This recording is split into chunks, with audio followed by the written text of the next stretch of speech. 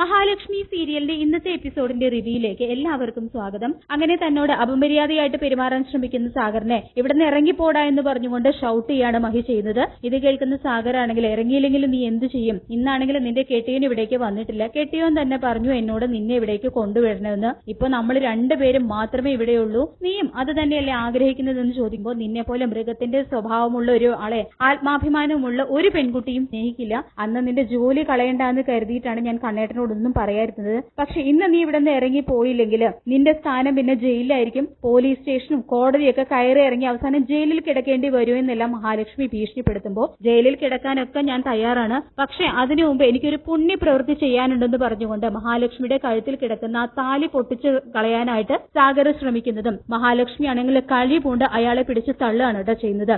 തുടർന്ന് കണ്ണേട്ടന് എന്റെ മനസ്സിലുള്ള സ്ഥാനം എന്താണെന്ന് അന്നേ ഞാൻ നിന്നോട് പറഞ്ഞതാണ്, ദൈവത്തെ പോലെയുള്ള എന്റെ കണ്ണേട്ടനെ ഒരിക്കലും ഞാൻ ചതിക്കില്ല എന്ന് പറയുമ്പോൾ ഇത് 2025 പെൺകുട്ടികളൊക്കെ കല്യാണം പോലും വേണ്ടാന്ന് വെച്ച് സ്വതന്ത്രമായിട്ട് ജീവിക്കാൻ ആഗ്രഹിക്കുന്ന കാലാണ്. അങ്ങനെയുള്ളപ്പോൾ നീ എന്തിനാ ഒരു വയ്യാത്ത ഒരുത്തന്റെ കീഴിൽ ഇങ്ങനെ കടിച്ചു തൂങ്ങുന്നത്, നിന്റെ മനസ്സ് മുഴുവൻ സ്വപ്നങ്ങളും ആഗ്രഹങ്ങളുമാണ്, അതുകൊണ്ടാണ് നീ ഇങ്ങനെ നിന്ന് പുകയുന്നത് എന്നെല്ലാം സാഗർ പറയുമ്പോൾ സാഗർ പറയുന്നുണ്ട് കേട്ടോ. എന്നിട്ട് വീണ്ടും സാഗർ മഹാലക്ഷ്മിയുടെ അടുത്തേക്ക് ചെല്ലുകയാണ്. എന്നിട്ട് പറയുന്നുണ്ട്, ഇന്നത്തെ ദിവസം ഞാൻ കണക്ക് കൂട്ടിയ ചില ലക്ഷ്യങ്ങളുണ്ട്, അത് അതേപടി സംഭവിച്ചിരിക്കും, നീ ഇനി ഇവിടെ നിന്ന് പുറത്തു പോകുന്നത് ഞാനൊന്ന് കാണട്ടെ എന്ന് പറഞ്ഞുകൊണ്ട് സാഗർ മഹാലക്ഷ്മിയുടെ ദേഹത്ത് കൈവയ്ക്കുന്നതും കൈയെടുക്കട എന്ന് പറഞ്ഞുകൊണ്ട് സാഗറിന്റെ കരണമടിച്ച് പൊട്ടിക്കുന്നുണ്ട് കേട്ടോ മഹാലക്ഷ്മി. തുടർന്ന് സാഗറാണെങ്കിൽ മഹാലക്ഷ്മി നശിപ്പിക്കാൻ നോക്കുന്നതും അവിടെ ഇരുന്ന് ഒരു ഫ്ലവർ വേസ് എടുത്ത് അയാളുടെ നേരെ കുത്താനായിട്ട് ചെല്ലാണ് കേട്ടോ മഹാലക്ഷ്മി ചെയ്യുന്നത്. എന്നിട്ട് പറയുന്നുണ്ട്, എന്റെ അടുത്തേക്ക് വന്നു കഴിഞ്ഞാൽ നീ ആയിരിക്കില്ല ഞാനായിരിക്കും ജയിലിലേക്ക് പോകുന്നത്, എനിക്ക് തൂക്കുകയറ് കിട്ടിയാലും എന്റെ കണ്ണേട്ടനെ തൂക്കുകയറിലേക്ക് പറഞ്ഞു വിടാനായിട്ട്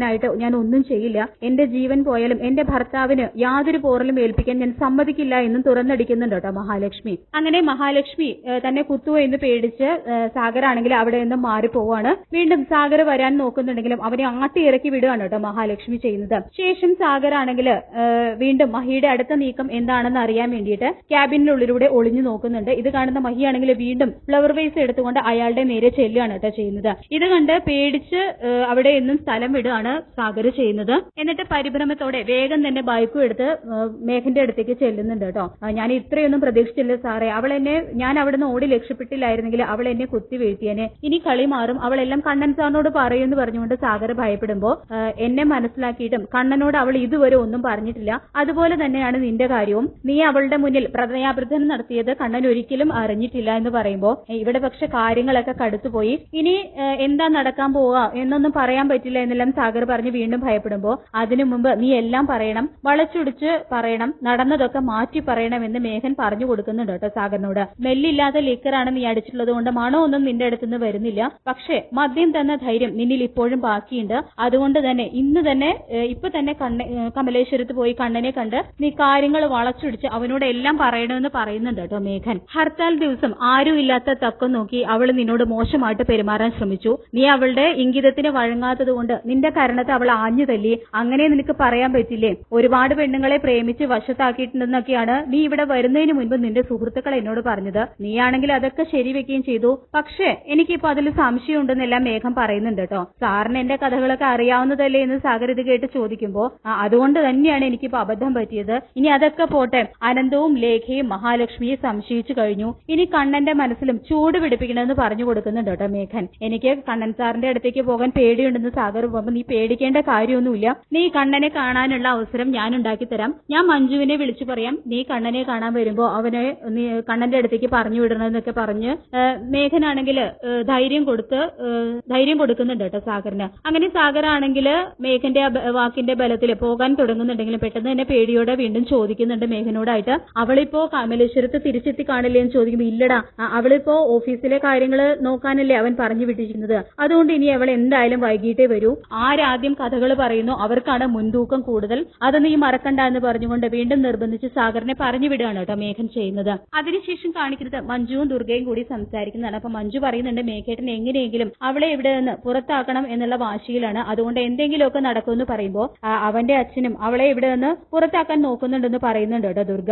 അന്ന് ആക്സിഡന്റ് സംഭവിക്കേണ്ടിയിരുന്നത് കണ്ണനെ ആയിരുന്നല്ലോ, പക്ഷെ അതിന്റെ പിന്നിൽ അമ്മാവനും കരുണയുടെ അച്ഛനും ആയതുകൊണ്ടാണ് നമ്മളോട് അതൊന്നും തുറന്നു പറയുന്നില്ല എന്നൊക്കെ പറയുമ്പോൾ പറയുമ്പോൾ അമ്മായിക്ക് അതിൽ സംശയമുണ്ടെന്ന് പറയുന്നുണ്ട് കേട്ടോ മഞ്ജുവും. മേഘൻ അതിൽ പെട്ടതുകൊണ്ടാണ് നിന്റെ അച്ഛൻ നമ്മളോടൊന്നും അമ്മാവനൊന്നും തുറന്ന് പറയാതിരിക്കുന്നതെന്ന് ദുർഗയും പറയുന്നുണ്ട്. തുടർന്ന് പറഞ്ഞു കൊടുക്കുന്നത് നമ്മൾ എന്തായാലും സൈലന്റ് ആയിട്ട് എല്ലാം കണ്ടും കേട്ടും നിന്നാ മതി. ഉണ്ണിയാണെങ്കിൽ ആകെ വീർപ്പുമുട്ടലാണ്. അവന് ശമ്പളമൊക്കെ കൃത്യമായിട്ട് കിട്ടുന്നുണ്ട്. പക്ഷെ വളഞ്ഞ വഴിയിലൂടെ ഒരു 10 പൈസ ഉണ്ടാക്കാൻ പറ്റുന്നില്ല എന്നെല്ലാം ദുർഗ പറയുമ്പോൾ മേഘേട്ടന്റെയും അവസ്ഥ അത് തന്നെയാണ്. മേഘേട്ടനെ കമ്പനിയിൽ നിന്നും പുറത്താക്കുമെന്നുള്ള പേടിയുണ്ടെന്ന് പറയുമ്പോൾ അങ്ങനെയൊന്നും സംഭവിക്കില്ല മോളെ. മേഘനും കരുണയുടെ അച്ഛനും അമ്മാവനും കൂടി ഈ പ്രശ്നം പരിഹരിക്കുമെന്ന് പറയുന്നുണ്ട് കേട്ടോ ദുർഗ. ഇതേ സമയം സാഗർ വരികയാണ് കേട്ടോ. അപ്പൊ സാഗറിനെ കാണുന്നതും മഞ്ജു പറയുന്നുണ്ട് മേഘേട്ടനെ എല്ലാം വിളിച്ചു പറഞ്ഞിരുന്നു കണ്ണേട്ടന്റെ മുറിയിലേക്ക് പറഞ്ഞു വിടണമെന്ന്. ഇനി ഞങ്ങളായിട്ട് തടയുന്നില്ല, കണ്ണേട്ടന്റെ മുറിയിലുണ്ട്, പോയി കണ്ടോ എന്ന് പറഞ്ഞുകൊണ്ട് സാഗറിനെ പറഞ്ഞു വിടുകയാണ് കേട്ടോ മഞ്ജു. തുടർന്ന് ദുർഗ ചോദിക്കുന്നുണ്ട് നീ എന്തെങ്കിലും പ്രശ്നം ഉണ്ടാക്കിയോ എന്ന് ചോദിക്കുമ്പോൾ ചെറിയ പ്രശ്നമുണ്ട്, കണ്ണൻ സാർ ഒരിക്കലും കേൾക്കാൻ ആഗ്രഹിക്കാത്ത കാര്യങ്ങളാണെന്നും സാഗർ പറയുന്നുണ്ട് കേട്ടോ. അങ്ങനെ സാഗർ പോയതിനു ശേഷം അതെന്താണെന്ന് നമുക്കൊന്ന് അറിയണമല്ലോ എന്ന് ദുർഗ പറയുമ്പോൾ ഞാൻ കാര്യങ്ങളൊക്കെ കേട്ടോളാം, അവരാദ്യം സംസാരിച്ചു തുടങ്ങട്ടെ എന്ന് പറയുന്നുണ്ട് കേട്ടോ മഞ്ജു. പിന്നീട് സാഗർ കണ്ണന്റെ മുറിയിലെത്താണ്. അപ്പൊ കണ്ണനാണെങ്കിൽ ബുക്ക് വായിച്ചുകൊണ്ടിരിക്കുകയാണ്. അപ്പൊ സാറ് എന്നുള്ള സാഗറിന്റെ വിളി കേട്ട് എന്താ സാഗറെ വാ എന്ന് പറഞ്ഞുകൊണ്ട് കണ്ണൻ സാഗറിനെ അകത്തേക്ക് വിളിക്കുന്നുണ്ട്. എന്താ ഓടിപ്പോന്നത്, ഹർത്താൽ ദിവസമായിട്ട് ഓഫീസിലിരിക്കുന്നത് ഞാൻ പറഞ്ഞതല്ലേ എന്ന് കണ്ണൻ ചോദിക്കുമ്പോൾ അവിടെ ഇരിക്കാൻ പറ്റാത്തത് കൊണ്ടാണ് ഞാൻ സാറിനെ കാണാൻ വന്നതെന്ന് സാഗർ പറയുമ്പോൾ എന്താ സാഗറെ എന്ന് ചോദിക്കുന്നുണ്ട് കേട്ടോ കണ്ണൻ. സാറിനോട് എല്ലാം തുറന്നു പറയണോ വേണ്ടയോ എന്നുള്ള ഒരു കൺഫ്യൂഷനിലായിരുന്നു ഞാൻ. പിന്നെ സാറ് പറഞ്ഞിട്ടുണ്ടല്ലോ എന്ത് സംഭവിച്ചാലും അത് സാറിനെ അറിയിക്കണമെന്ന്. കാരണം സാറാണല്ലോ എനിക്ക് ശമ്പളം തരുന്നത്, അതുകൊണ്ട് എനിക്ക് സാറിൽ നിന്നും ഒന്നും മറച്ചു വെക്കാൻ പറ്റില്ല എന്ന് പറഞ്ഞുകൊണ്ട് കള്ളനാടകം അഭിനയിക്കുകയാണ് കേട്ടോ സാഗർ ചെയ്യുന്നത്.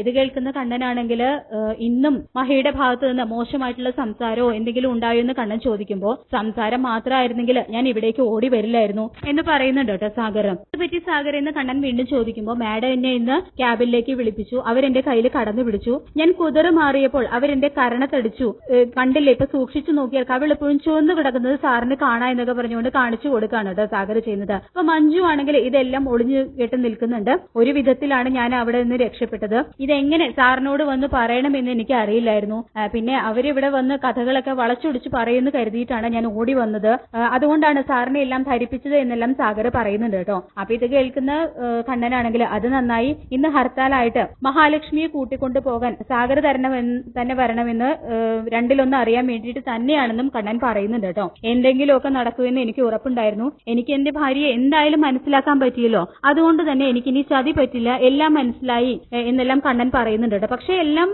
സത്യങ്ങളെല്ലാം അറിഞ്ഞിട്ട് തന്നെയാണ് കേട്ടോ കണ്ണൻ ഇതെല്ലാം പറയുന്നത്. തുടർന്ന് സാഗർ പറയുന്നുണ്ട് അവർക്ക് സാറുമായിട്ടുള്ള കല്യാണത്തിന് സമ്മതമില്ലായിരുന്നെങ്കിൽ അന്നേ പറയണമായിരുന്നു, അതിനു പകരം ഇങ്ങനെയൊക്കെ ചെയ്യുന്നത് ഭയങ്കര കഷ്ടമാണ് എന്ന് പറയുമ്പോൾ ഒരു വിചാരം നടക്കേണ്ട സമയമായി, നമുക്ക് എന്തായാലും അനന്തുവിന്റെ വീട് വരെ ഒന്ന് പോകണം, സാഗറും എനിക്കൊപ്പം വരണമെന്ന് പറയുന്നുണ്ട് കേട്ടോ കണ്ണൻ. ഇത് കേൾക്കുന്ന സാഗറാണെങ്കിൽ അനന്ത് സാറിനെയും ഒക്കെ അറിയിക്കണമെന്ന് പറയുമ്പോൾ ഞങ്ങൾ വിശദമായിട്ട് എല്ലാം സംസാരിച്ചു കഴിഞ്ഞു, ഇന്ന് പല ബന്ധങ്ങളും അവസാനിക്കും, മഹി എന്ന എന്റെ ഭാര്യ എന്റെ ജീവിതത്തിൽ വേണമോ എന്ന് തീരുമാനിക്കപ്പെടുന്ന ദിവസമാണ് എന്ന് പറയുമ്പോൾ അവര് മിക്കവാറും വയലന്റ് ആകും, ചിലപ്പോ കാര്യങ്ങളൊക്കെ വളച്ചൊടിച്ചു പറയുന്നെല്ലാം സാഗർ പറയുമ്പോൾ എങ്ങനെ ചെയ്താലും നടന്നതെല്ലാം മാറ്റി പറയാൻ അയാളെ കൊണ്ട് പറ്റില്ലല്ലോ എന്ന് പറയുന്നുണ്ട് കേട്ടോ കണ്ണൻ. ഇതേ സമയം സാഗർ ആണെങ്കിൽ താൻ പറയുന്നതെല്ലാം കണ്ണൻ വിശ്വസിച്ചു എന്നുള്ള ആശ്വാസത്തിൽ ചിരിക്കുകയാണ് കേട്ടോ ചെയ്യുന്നത്. ശേഷം മഞ്ജു ആണെങ്കിൽ നേരെ ചെന്ന് കരുണയോടും ദുർഗയോടും ഇക്കാര്യം പറയുന്നുണ്ട്. എന്നാലും ഇവൾ ഇത്ര ഭയങ്കരിയാണല്ലോ എന്ന് ദുർഗ പറയുമ്പോൾ അവള് പ്രേമരോഗിയാണെന്ന് പണ്ടേ ഞാൻ അമ്മയോട് പറഞ്ഞിട്ടില്ലേ, അവൾ ഒരുപാട് പേരെ ഇങ്ങനെ സ്നേഹിച്ച് വലയിലൊക്കെ ആക്കിയിട്ടുണ്ട്, കണ്ണച്ചാരുടെ സ്വത്തും സമ്പത്തും ഒക്കെ കണ്ടിട്ടാണ് അവൾ ഈ കല്യാണത്തിന് സമ്മതിച്ചത് എന്ന് പറയുന്നുണ്ട് കേട്ടോ കരുണ.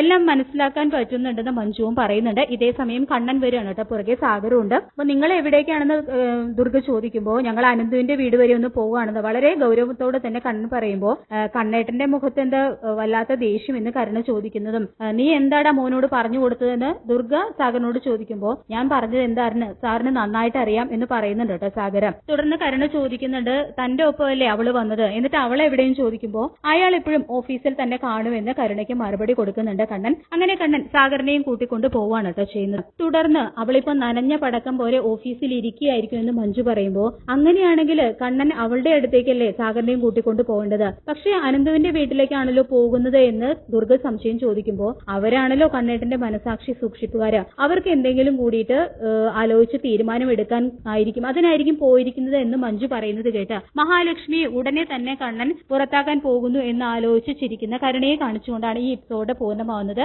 ഈ റിവ്യൂ ഇഷ്ടപ്പെട്ടെങ്കിൽ ലൈക്ക് ചെയ്യുക, ചാനൽ കൂടി ഒന്ന് സബ്സ്ക്രൈബ് ചെയ്യുക. താങ്ക്